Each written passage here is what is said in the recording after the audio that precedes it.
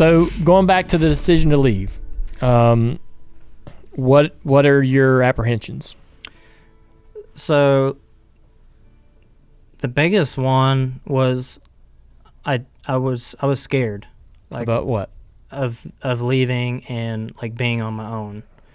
And then I knew if my dad was ever to get a hold of me, like, I better run as fast as I can run. So when you make the choice to leave, you're also making the choice to never see them again, right? Correct. But if he were to see you later, he would be upset and he would make that known? Or is it like, hey man, you made your choice, your problems, see you later? No, I knew that if my dad got a hold of me the day that I decided to leave, and I told them that I was going to leave, it wasn't going to happen. Like, I was probably going to get my ass beat. Right. So you couldn't tell them? So I couldn't tell them. Damn. I made the decision, like, from the time I was like, I don't know, to I'm leaving was like overnight. Yep. What do you do? So it's Sunday morning, March 9th, 2008. At that, I have 5 siblings. So we had a double-seater buggy that Mom and Dad would take to church with 4 of the siblings.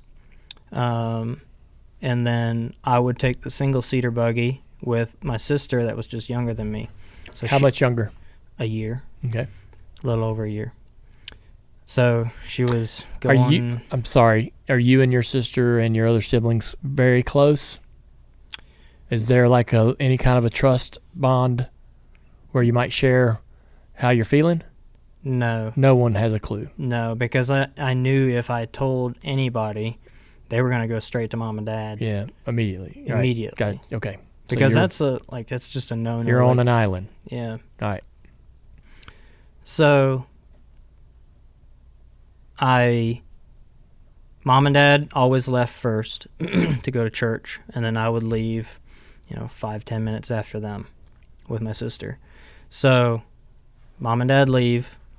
Usually when I would be done with chores Sunday morning, I would go to the house, get dressed for church, and then I would come back out, hitch the horse to the buggy, pull up to the house. My sister would get in and we go.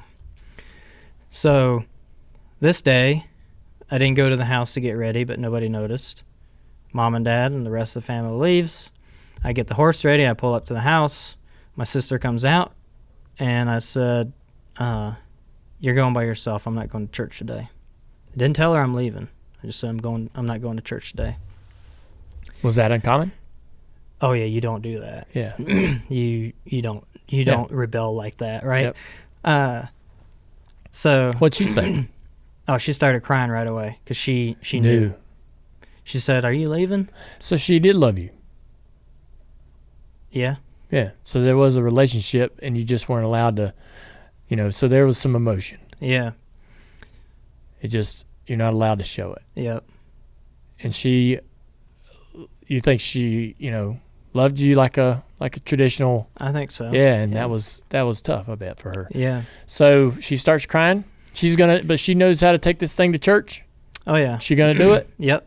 So I said, "You're going to church by yourself today. I'm not going." So she said, "You're leaving, aren't you?" I said, "Don't worry about it. Just go to church." Damn. And she leaves, and I'm like, "All right, now or never. I got to go." Yeah, you got to admit, because I know she's gonna go to church and tell Dad, of course, and Dad's gonna turn around and come right back home. So I got to be gone. Yep. So I run across the street to our neighbors. This guy drove an 18-wheeler, and he had a big shop, and he had an office out there with a phone in the office. And whenever my dad needed to use the phone for business reasons or whatever, he would go use this guy's phone. Like they had like this deal worked out. So I had never used the phone before. Damn. So ever? No. So I'm like, but as soon as my sister leaves, I'm like, all right, I'm going to go call Alan. Well, I had his phone number memorized just because I knew one day I was going to need it. Damn. And I run across the street, and I tried to dial it and it wouldn't go through. Like I'm dialing the number and it's just like, I forget what it told me, but it wouldn't go through. And then I remembered, like I sat there for a minute. I'm like, man, what am I doing wrong? Like I know that's the number. I know it's right. And then I remembered like some couple years ago, long time ago, I remembered somebody talking about dialing 1 before the phone number. Yeah. So I'm like, I'll try that. And boom, it went through. Oh, damn. And I'm like, whew. So he didn't answer. Oh, no. I'm like, so I leave him a voicemail. And I knew he worked at a farm to where like he would work in a milk parlor. He milked cows for some big farmer. Yeah. So I'm like, all right, well, hopefully he's almost done milking cows and he'll get my voicemail. So I told him who I am, where I'm at, and I want to leave. Like I need him to come pick me up. Like now. Yeah. ASAP. I go back over the house and I had a radio again. So I put my headphones in. I'm sitting in the recliner. We had a big bay window that pointed out towards the road that goes up the hill. I'm sitting in this big bay recliner, or this recliner by this window, and listening to music, but watching the road because I know if Dad's coming back, he's coming back down that hill right there. Why wouldn't you? So you're either waiting on this buddy to come get you, or your dad. It's one or the other. It's one or the other. But I trusted that Al was going to make it. Like I don't know why I didn't like just tell Al to pick me up like a mile down the road or something. Like looking back, like that was kind of dumb. I know. I'm like, damn, I wouldn't have been nowhere near where my daddy would have been coming. Yeah. But like church was like 6 miles away, and that's a long ways to go with a horse and buggy at 6 miles an hour. But I forgot that Dad would be hitting 25 mile an hour on the way back because I knew which horse he had. Because I figured that he would jump in the single seater that my sister just showed up with and come back. So I'm sitting there and waiting and watching the clock, and it's like, man, this is taking too long. This ain't good. And all of a sudden, here comes a horse and buggy, absolutely flying down the road, and it's my dad. And I'm like I'm SOL. Like I gotta do something. So I'm like running all these scenarios through my head. If I just run out back, or like, do I just go upstairs, lock myself in my bedroom? Al's gonna show up at some point. Like I just know he is. And so I'm like, all right, I'll go upstairs and lock my bedroom, right? Lock my door. And Dad was fit to be tied. So he's in the house. He comes in, and he is about to knock my bedroom door off the hinges and drag me to church. Like, he's telling me I'm grounded for X amount of time, like I'm in all this trouble, and I need to get out of there before he rips the door off the hinges. He's going to drag me to church. Like who do I think I am, and all this stuff, right? And I'm just like, shh, it's not a good situation. And this is going on for like a couple minutes. It seemed like forever. Mm-hmm. And I hear a car pulling in the driveway. So I look out my window, and it's Al. He pulls in, makes a U-turn, stops at the sidewalks, and my dad says, well, who's that? I'm like, here we go. And so I told him. So that's Al. And everybody knew who Al was because he lived not far away. Yeah. And he had left. Yeah. He'd left like a year and a half, maybe a year and a half before that, and stayed in the area. So Dad says, well, what's he doing here? I said, he's here to pick me up. He says, what do you mean? I said, I'm leaving.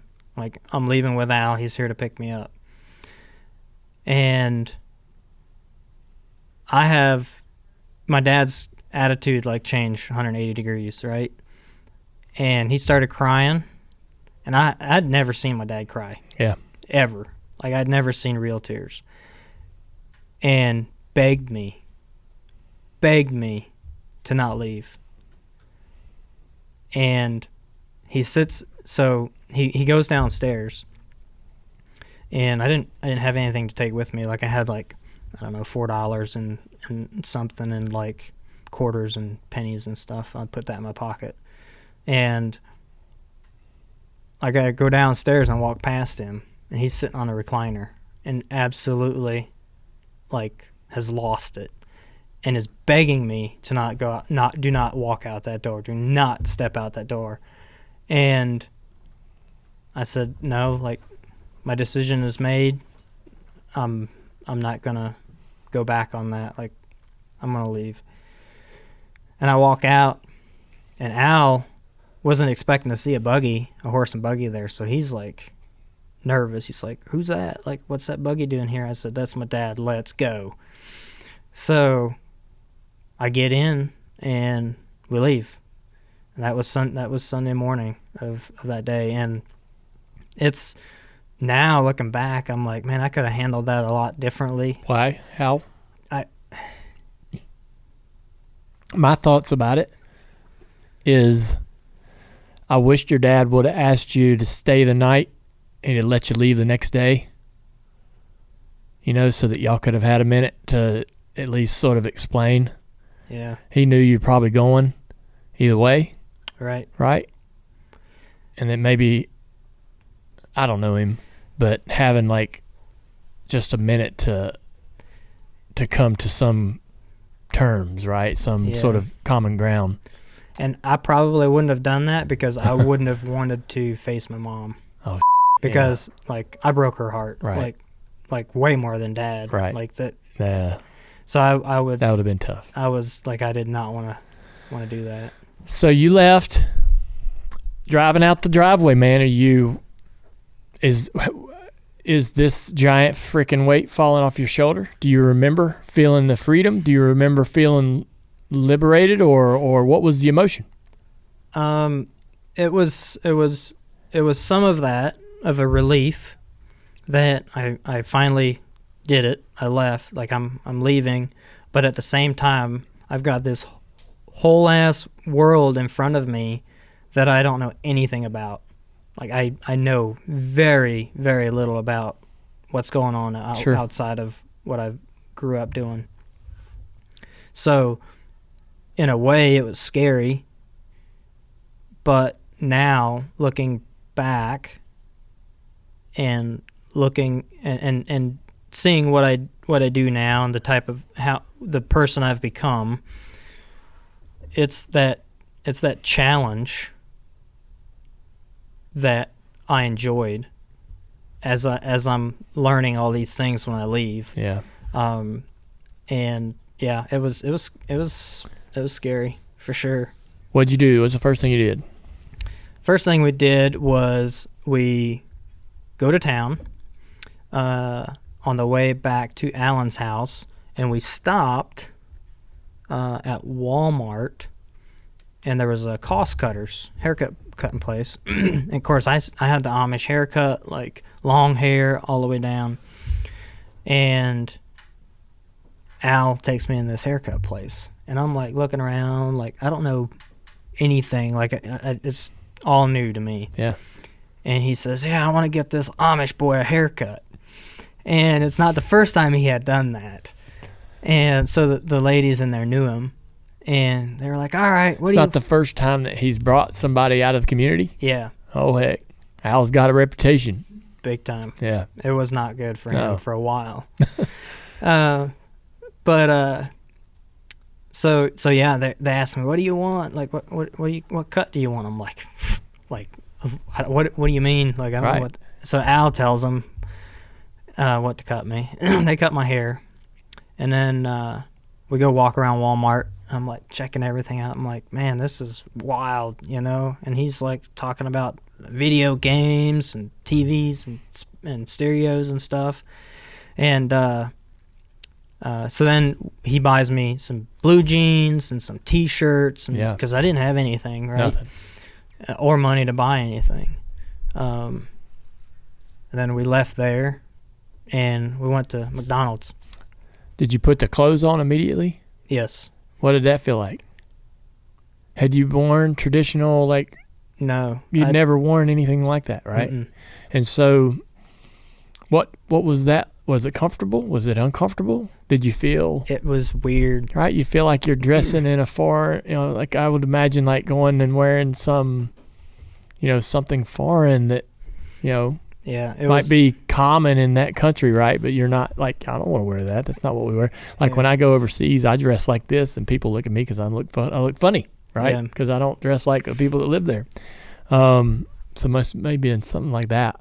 Yeah, it was. Golly, man. It was strange. So you're... But I didn't care because I'm like, I got to get out of these Amish clothes ASAP. Right. In those first couple of hours, is any of your mind not wanting to go back, but is any of your mind like thinking about how your mom's reacting, right? How your family's sort of processing this? Yeah. How did you feel about that? I mean, you can't communicate. You can't go back. You can't call them, right? Hey, Mom, you doing okay? Is that the way when I have something going on in my life that I can't control or I can't fix, right? And there's an ultimate result that maybe I don't love. I just have to put it on the sideline, right? It is what it is, and I try to put a bunch of distance between me and that thought and that emotion, right? And eventually it will disappear in the background. I mean, is that kind of the method? Yeah, that's what it came down to. Not only those first couple hours, but for weeks, I couldn't sleep at night. Damn.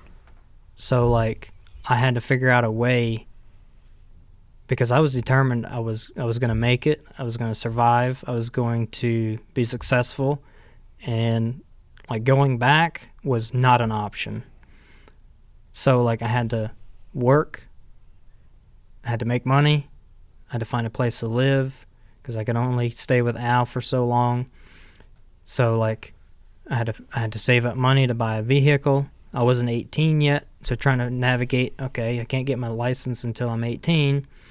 So, all these things, I knew my mom and dad weren't going to give me my Social Security number, my birth certificate, and I needed all of that stuff. How did you manage that, though? How did you get it? That was another very bad situation. Once I turned 18, I asked my mom and dad multiple times because they would, at some point, they would call me. Really? Yeah. So well, my dad didn't. My mom does. All right. So I was wondering, have you heard from them? So yes, there was some communication immediately after you left. There was, and within a week, because they knew where Alan lived. Okay. So they knew how to get a hold of you. So they come down there. They came there physically. Yeah. And saw you. Yeah. And tried to drag me home. Begged me. Physically or just? No, just begging you. Begging me. Mom lost, it was hard. Yeah. It was hard to see my mom that way. What were you trying to tell her? I told them that I didn't want to live Amish. I wanted something different. I wanted to drive a car. I wanted to have electricity. I wanted to listen to music, watch TV. There was all these things that I wanted to do and have that I can't have. And they weren't, and there's no compromise. No, there's none. Yeah. But please come back. Yeah. So I think they came down twice. Yeah. Came to his house twice. And by the end of the second round, Dad just basically said, well, you're not welcome back on the farm. You don't even come visit unless you're coming to stay. So don't even come by.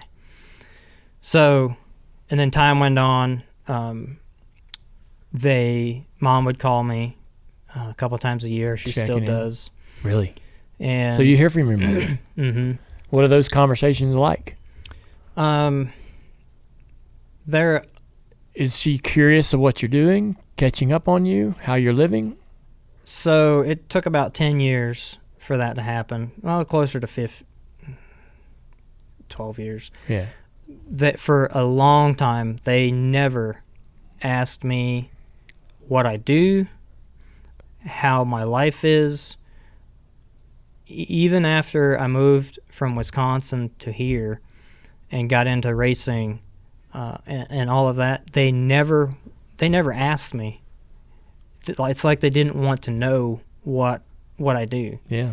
And it wasn't until just a couple of years ago where they got curious enough, I guess, or they, like, I don't know, just what they laid everything else off to the side, whether it's their church stuff or whatever. Like, they decided that they want to know about my life. Yeah. And mom started all of that. Dad didn't. Like, Dad still wouldn't have those conversations until last winter. I was actually went back for over Christmas time, and me and my dad actually had a really good conversation.